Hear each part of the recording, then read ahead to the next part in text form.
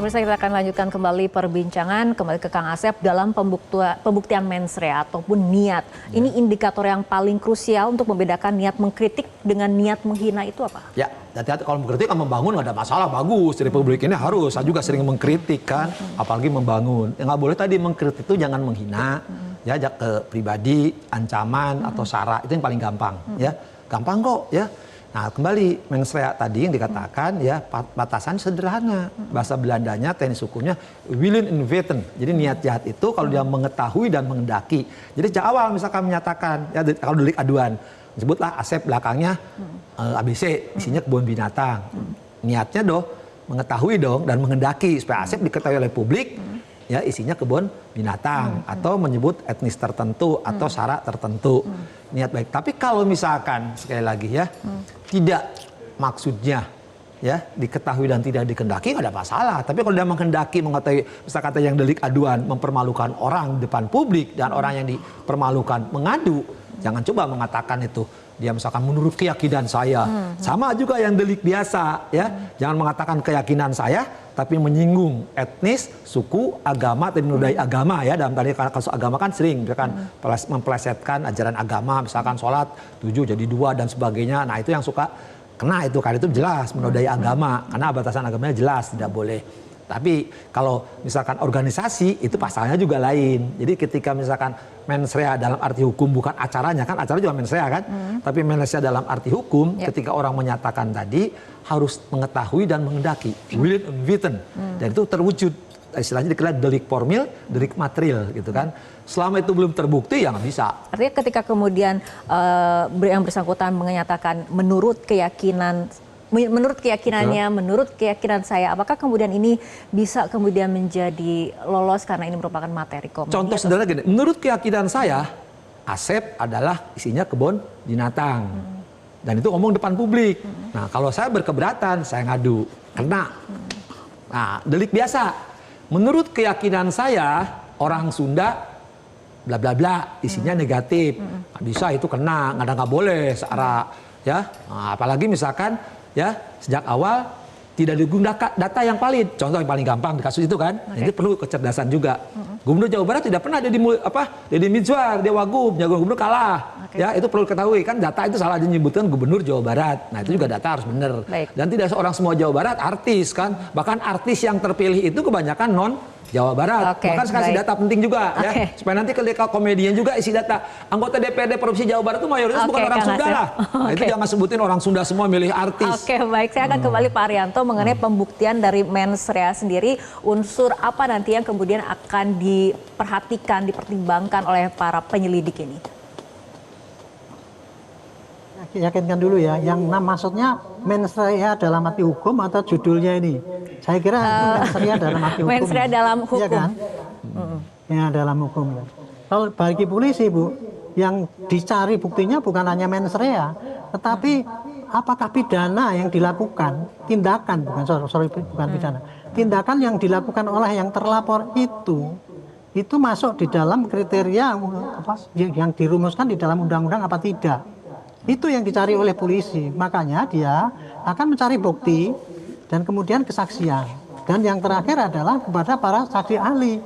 Karena ya ini penafsiran mengenai kritik dan kemudian menghina ujaran kebencian itu batasnya abstrak, nggak bisa konkret itu gitu. Makanya itu di dalam penyelidikan khususnya seperti model apa itu kritik dan penyampaian pendapat dan sebagainya itu, polisi pasti akan memanggil keterangan ahli.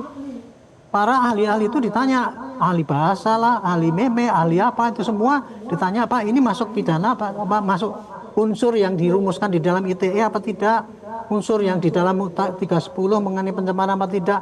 Itu yang dikumpulkan oleh polisi di dalam penyelidikan untuk menentukan apakah itu ada pidana apa tidak. Nah, dalam penyelidikan itu polisi hanya mencari dengan tidak pakai upaya paksa. Contohnya mengundang, ditanya-tanya. Kemudian alat bukti diperiksakan ke laboratorium boleh kalau polisinya ragu-ragu. Tetapi tidak usah belum pakai berita acara. Jadi intinya penyelidikan itu adalah untuk menentukan jenis tindakan itu masuk dalam unsur pidana apa tidak. Itu Bu. Kalau mens rea itu nanti sampai di hakim itu pendalamannya. Baik. kembali kepada Pak Abdullah. Pak Abdullah, tapi kan kritik melalui kaum media ini pun merupakan hal yang wajar dan kemudian kita juga sudah beberapa kali dan sudah lama kemudian melihat bagaimana kritikan disampaikan lewat komedi. Apa kemudian yang membuat ini menjadi berbeda menurut Anda, Pak Abdullah, hingga membuat ini gaduh? Apakah karena ada pergeseran ketika kemudian komedi yang disampaikan oleh Panji, saya kemudian dari sebuah arena kemudian dipindah ke ruang publik dalam sebuah platform atau seperti apa? Ini gaduh karena kalau saya sih bahasa kasarnya lebay aja ya. Lebay, berlebihan. Yang lebay yang mana nih?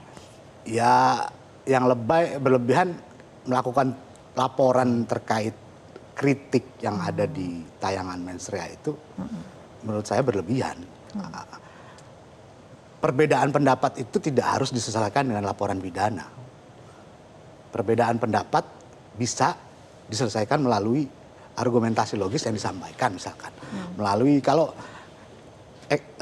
komedian ya balas aja lah pakai satir yang lain misalkan. Kalau misalkan tidak setuju terkait pendapatnya Panji, ya balas dengan argumentasi yang memang kontra terkait itu.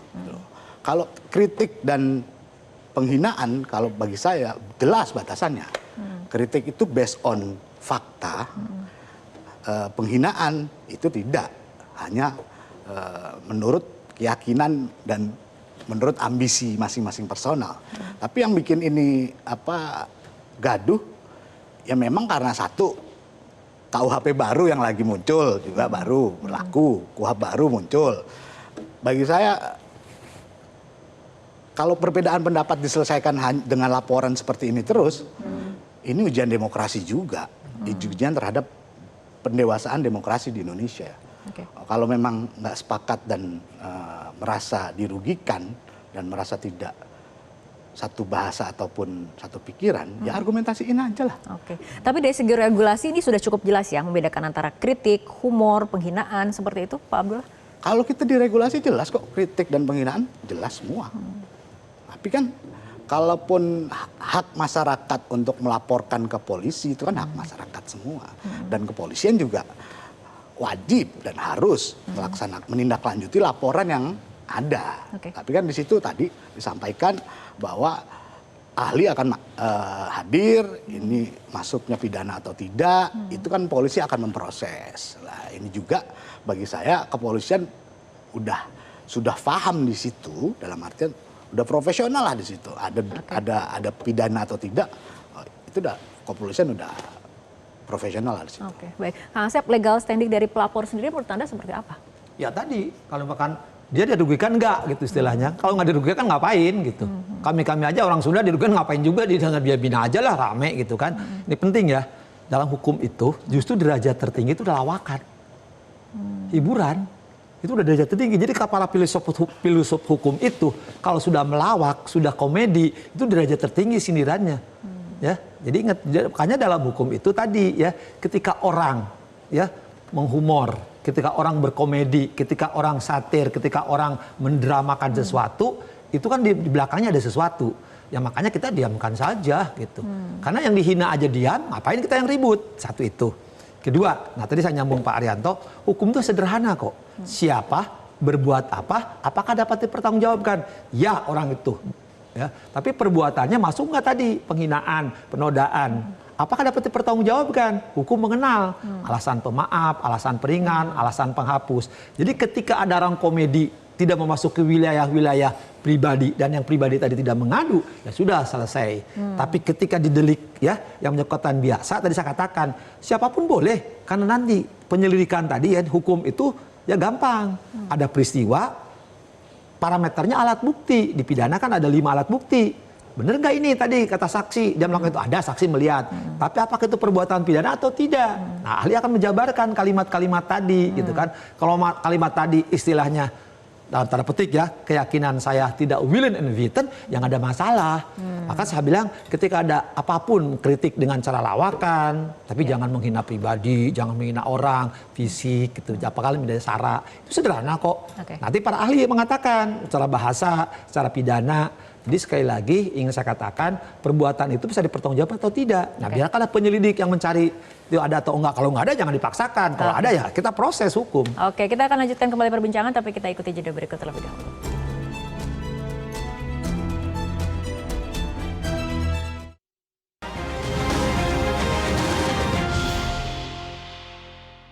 Jelajahi cara baru mendapatkan informasi. Download Metro TV Extend sekarang.